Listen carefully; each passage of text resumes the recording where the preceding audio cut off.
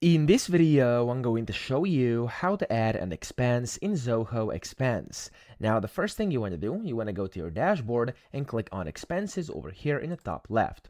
When you do that, you want to click on plus Add Expense, and then from here you have to attach your receipts either from computer or cloud. So I'm going to click on here, and I'm going to click on Select File from Desktop, and here I have a AI generated receipt I generated for the purpose of this video, as you can see over here, and that's going to be our thing over here, okay?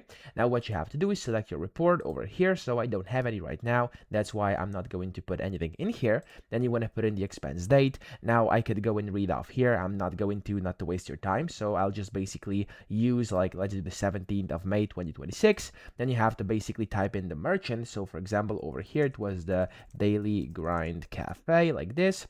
Then you have to select your category. So I'm just going to do, let's just actually find something that's going to be good. I think meals and entertainment is going to be good. There we go. Then you have to select the amount. Over here it was dollars indeed, so I have to search for dollars. As you can see, USD, there we go, and it was 1739, as you can see, 1739, just like this. And then, oops, apparently I have to do a dot like that, there we go. And then description over here, you could type in whatever you did. So for example, I'm just going to type in breakfast, and then here you have the reference number. If you wanna, I'm gonna put this as 1.